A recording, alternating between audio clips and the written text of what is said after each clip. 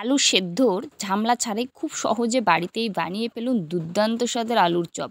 দেখতে যতটা লোভনীয়, খেতেও হয় ভীষণ সুন্দর। আপনারাই দেখুন কতটা সুন্দর, উপর থেকে ভিতর পর্যন্ত দারুণ এটা।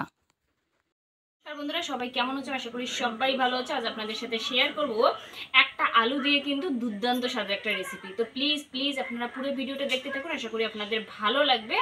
আর এই রকম যে আলু অনেক টাইমে যে নষ্ট এক পাশটা আর এক পাশটা ভালো, সেই আলু দিয়েও কিন্তু তৈরি করা যেতে পারে। তো চলো রেসিপিটা শুরু করা যাক। যে চিপ মানে গ্রেটারে এরকম যে গ্রেটার আছে চিপস তৈরি করার, সেটা দিয়ে কিন্তু ফার্স্টে এরকম করব, মানে খোসা সমেত করতে পারেন। চিপস যেরকম করে তৈরি করে সেভাবে করবেন।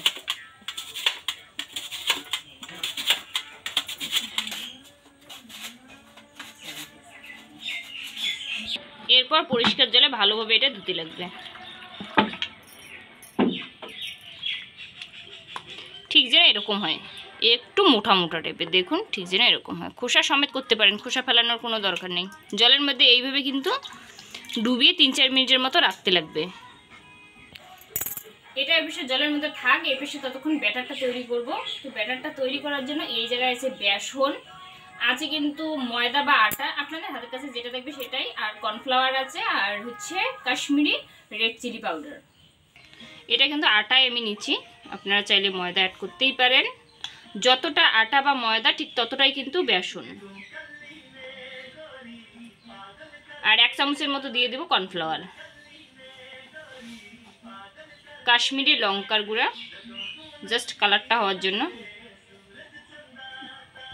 স্বাদ মতো দিয়ে দেবো একটু নুন, একটু কালো জিরে, কালারের জন্য অল্প একটু হলুদ, আর একটু বেকিং সোডা 1 চিমটে। সব উপকরণগুলো ভালোভাবে একটু এইভাবে মিশিয়ে নেব। এরপর অল্প অল্প জল দিয়ে কিন্তু ব্যাটারটা তৈরি করব। ব্যাটারটা যাতে কোনো দলাভাব না থাকে, তো ভালোভাবে ব্যাটারটা কিন্তু ফেটানো লাগবে। ব্যাটারটা কিন্তু খুব ভালো করে আমার ফেটানো একেবারে কমপ্লিট। আর ঘনত্বটা যেন একটু ভারী হয়। ব্যাটারটা কিভাবে বুঝবেন যেটা পারফেক্ট ব্যাটার হবে তৈরি করার জন্য? তো ফার্স্টে এরকম করে আঙ্গুলের মধ্যে ঘুরিয়ে নেবেন। নেওয়ার পরে দেখবেন ব্যাটারটা যদি আঙ্গুলের মধ্যে এইভাবে কোট হয়, তার মানে বুঝতেই পারবেন এটা কিন্তু পারফেক্টভাবে ব্যাটারটা তৈরি। ব্যাটারটা রেডি করার পর কড়াইতে দিয়ে দেবো তেল।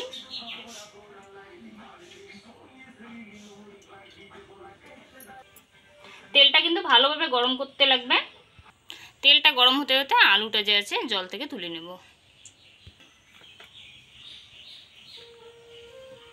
বন্ধুরা যখন তেলটা একটু গরম হবে, এর থেকে কিছুটা তেল নিয়ে নেব আর ব্যাটারের মধ্যে দিয়ে দেব। এরকম যদি গরম তেল ব্যাটারে দেওয়া যায় তাহলে কিন্তু একেবারেই হবে মুচমুচে। এবার ভালোভাবে তেলটার সাথে ব্যাটারটা এইভাবে মেশানো লাগবে। এরপর এক একটা করে আলুর যে পিস আছে সেটা এইভাবে নেওয়া লাগবে, আর ব্যাটারের মধ্যে খুব ভালো করে কোটটা করা লাগবে। দেখুন একে একে এইভাবে কিন্তু তেলের মধ্যে দিয়ে দেবো। কাঁচা আলু দিয়ে একবার এইভাবে বানিয়ে দেখুন, খেতে ভীষণ সুন্দর হয়।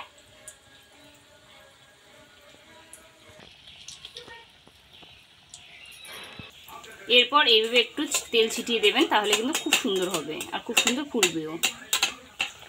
এরপর কিন্তু উল্টানো লাগবে।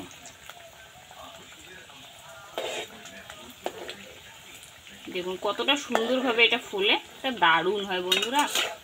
একদম মুড়ি যে আছে, মুড়ির সাথে যে কিন্তু যে চপ ভাজতে অনেকটা সময়ের প্রয়োজন, এটা যদি আলুর আর কি চপটা ভাজা যায় কাঁচা আলুর, বৃষ্টির দিনে মুড়ি মাখার সঙ্গে এইভাবে একবার কাঁচা আলুর চপ বানিয়ে দেখবেন, খেতে ভীষণ সুন্দর হয়। আর বানানো আপনারা তো দেখলেন কতটা সহজভাবে তৈরি করা যায়। আর এই টাইমটা কিন্তু অবশ্যই হালকা আছে ভাজতে লাগবে, তবে কিন্তু পারফেক্টভাবে তৈরি হবে। বন্ধুরা উল্টে পাল্টে ঠিক এরকম করে কিন্তু ভাজতে লাগবে। কালারটা আপনাদের কাছ থেকে দেখাচ্ছি, দেখুন কালারটা যেন ঠিক এরকম হয়। দেখুন কত সুন্দরভাবে কালারটা কিন্তু হয়। শব্দটা শুনে বুঝতেই পাচ্ছেন কতটা এটা মুচমুচে হয়। তো সবগুলো কিন্তু তেল ঝরিয়ে নামিয়ে নেব। বন্ধুরা একইভাবে কিন্তু সবগুলো আবার তৈরি করব, বাদ বাকি যে আছে ঠিক একইভাবে কিন্তু তৈরি করে নেব।